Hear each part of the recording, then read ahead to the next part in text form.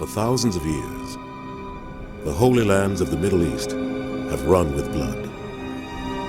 Here, the scars of battle fought between three of the great religions of the world are etched into the earth. But the deepest wound was made by a war between Christian and Muslim, begun at the close of the 11th century and fought for 200 years. At stake, a tiny strip of land just a few hundred miles long, but with the greatest prize: Jerusalem.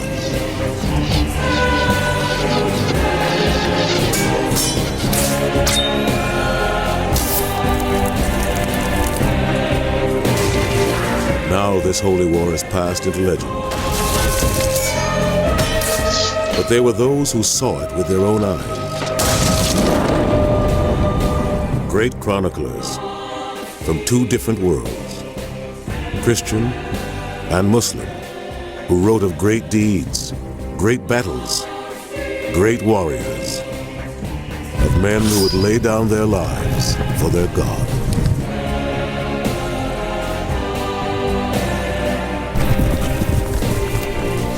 This was the collision of two great faiths, the clash between the Crescent and the Cross. This was the Crusades.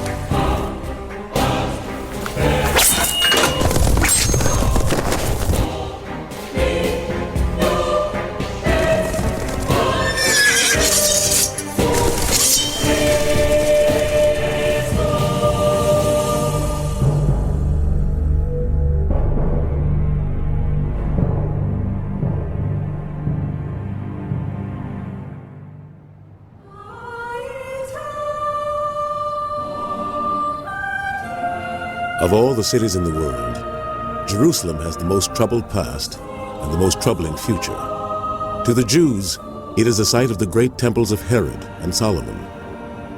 To Muslims, the place where Muhammad ascended to heaven. To Christians, the place where their Messiah was crucified. After his death, the word of Jesus Christ took root, and Jerusalem slowly shed almost 4 centuries of Roman occupation to embrace Christian rule.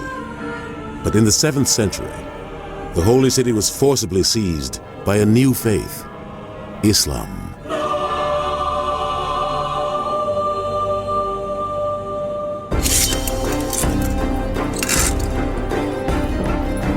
Now, 400 years later, the Christians wanted Jerusalem back.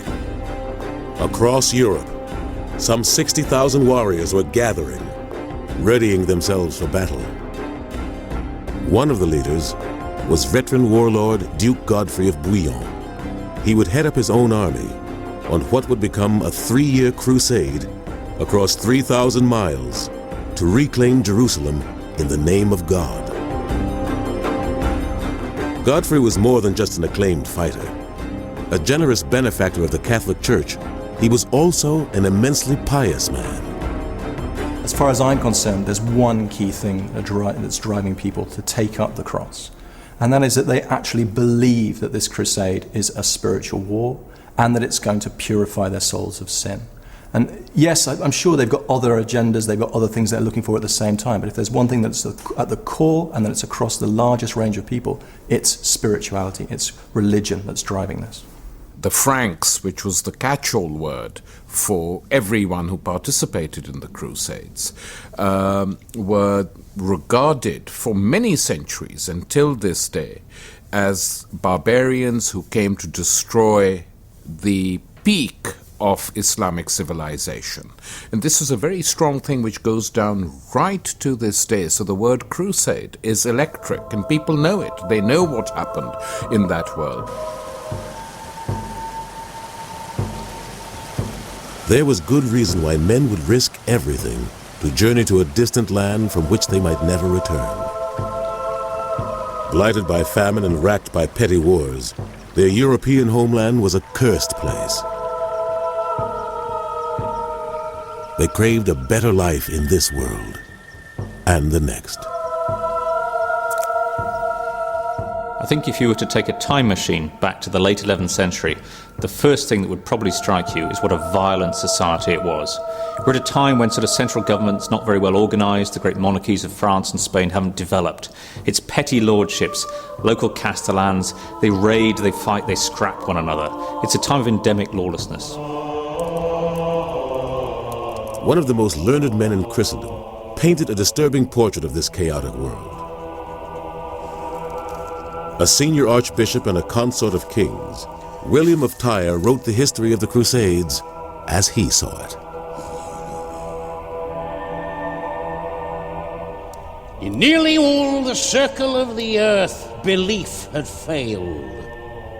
The fear of the Lord no longer prevailed among men. Justice had perished from the world. Violence held sway among the nations. Fraud, treachery, and chicanery overshadowed all things. All virtue had departed and ceased to exist as useless. Evil reigned in its stead.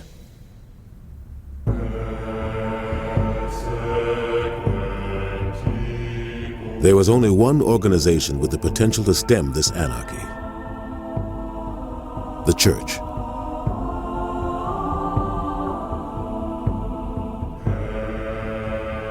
The Catholic faith dominated 11th century Western Europe.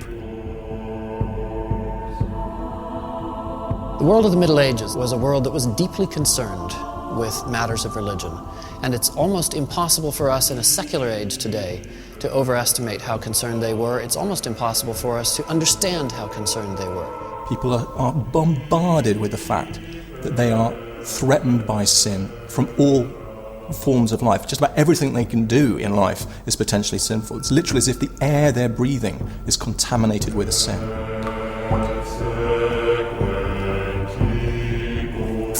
The Church could absolve a man of his sins, but it lacked the political muscle to wash away the ills of an entire society.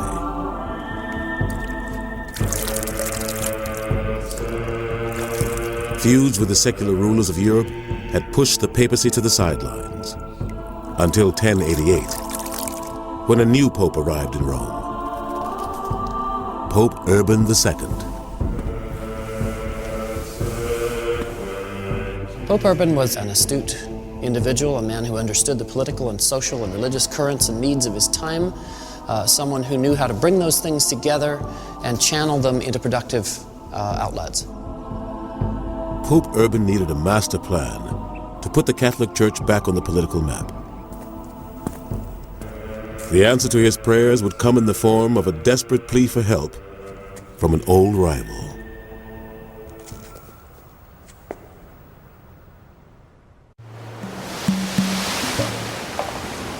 In 1095, a desperate call for help was dispatched to the head of the Catholic Church, Pope Urban II. Sent from the imperial court of Constantinople, it came from his Eastern Christian rival, the political master of the Greek Orthodox Church, the Byzantine Emperor Alexius I.